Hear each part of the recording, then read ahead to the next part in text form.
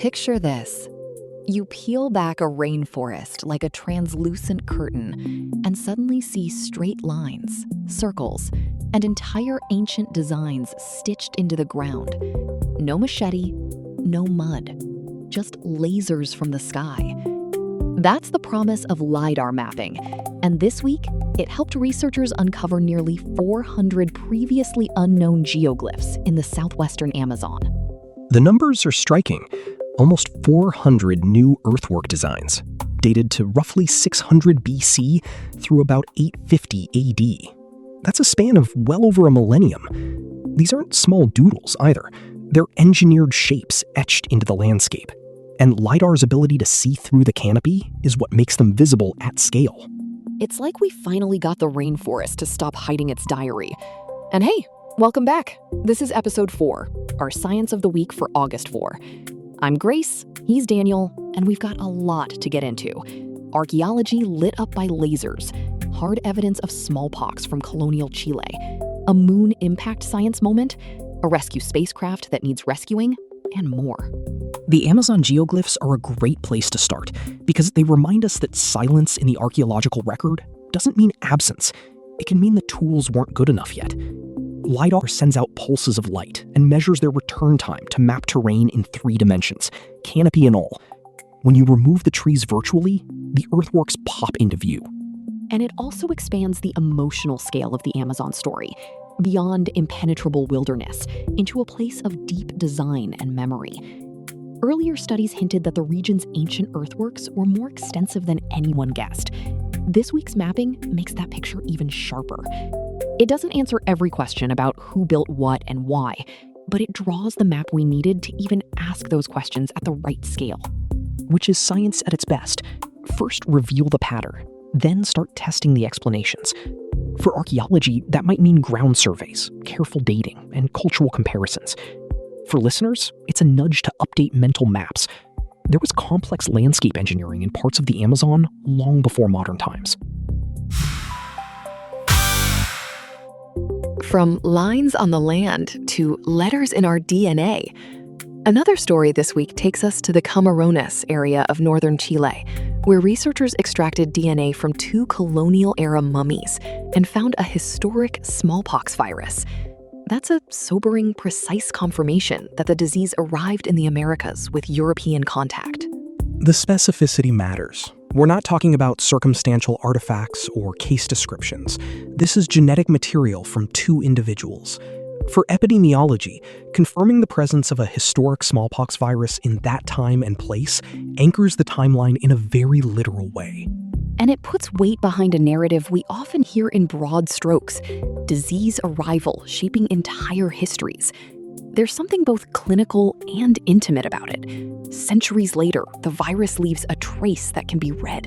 Methodologically, it's also a reminder that ancient DNA studies have advanced to the point where we can recover and identify viral sequences from human remains, not just human ancestry. But I want to be clear about boundaries here. The sample size in this announcement is 2 mummies. That's strong evidence for presence, not a full reconstruction of spread or mortality. It confirms that smallpox was there. It doesn't, on its own, quantify impact or sequence exact routes of transmission. Still, the directness changes the tone. It's one thing to say smallpox likely arrived with contact, and another to say we found the virus in these 2 colonial-era individuals.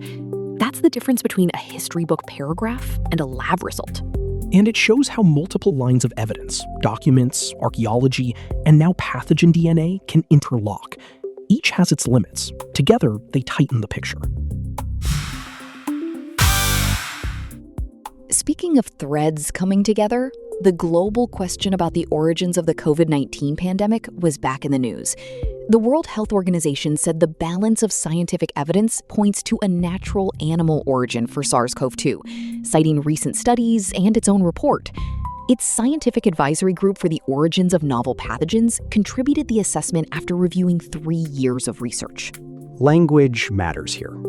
Balance of scientific evidence is a weight of evidence conclusion. It says what's currently most supported, not what's proven beyond doubt. It's an assessment based on multiple studies and the WHO's prior work that a zoonotic origin, meaning spillover from animals, is the likeliest scenario. Right. No cinematic reveal here. More like this is where the scales point. For people trying to keep score, that's a reminder that science often closes questions gradually, not with a single drum roll. Also important, this is a synthesis of existing research, not a report of a newly discovered animal reservoir or a definitive genetic marker. That's because a lot of origin work depends on assembling many indirect clues: epidemiology, viral genetics, known animal hosts, and the plausibility of transmission pathways. And the tone matters. An official body saying, based on what we have, natural origin is most likely, doesn't end every debate, but it guides public understanding. It also underscores the need for surveillance in animal populations and at the human-animal interface, because whatever the precise origin pathway, preventing future spillovers is a very practical here-and-now task. And as with the Mummy study, methods set the guardrails. Reviews can tell you the likely story arc, but they don't substitute for fresh, on-the-ground data. That's why continued research remains essential. From viruses in history to hitchhikers on hulls, researchers warned this week that thousands of cargo ships idling in the Strait of Hormuz and the Gulf of Oman could spread invasive marine species globally once trade fully resumes. Their advice is straightforward: prioritize hull cleaning, inspections, and monitoring. Mechanistically, this is about biofouling, organisms that attach to ship hulls and thrive while the ship sits still. The longer a vessel idles, the more time those communities have to establish. When ships leave and visit new ports, those organisms can get a free ride across oceans. It's a classic stability isn't always safer scenario. Still water, stationary ships, yet the risk accumulates quietly. And the proposed mitigations are not high glamour. Clean the holes, inspect, keep watch. To be precise, this is a warning, not a report of a measured global spread event. The researchers are flagging a plausible, well-understood pathway and urging preventative steps. Thousands gives a sense of scale. The movement of that many ships after prolonged idling is a non-trivial biosecurity factor. And because it's global shipping, the ripple effects are, well, global. The prudent move is to act before waves of surprises hit ports that didn't see them coming. It's a nice through line with the earlier stories. When systems are large, ecologies, pandemics, trade, the best science often tells you where to reduce risk early, not after the fact. Let's look up. There's a space story with a clear date and a literal impact. A SpaceX Falcon 9 upper stage is scheduled to hit the moon on August 5, near Einstein Crater, at around 5,400 miles per hour. The expected result? A fresh crater, roughly up to 100 feet wide and about 16 feet deep. Not an everyday thing. And it's not just for spectacle.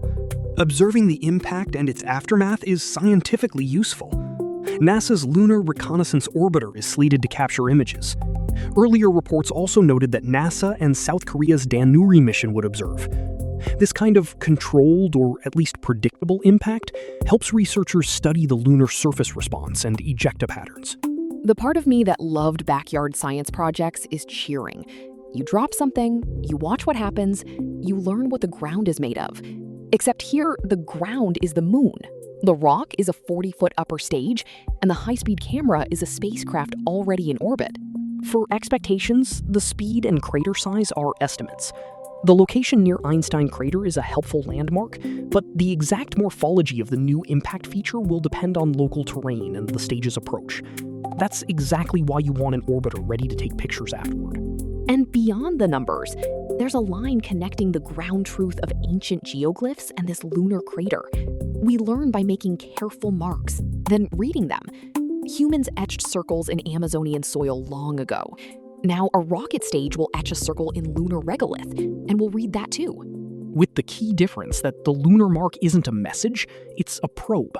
The message is in the data we collect when we compare before and after images. Also, the moon continues to be a very patient collaborator. Amused.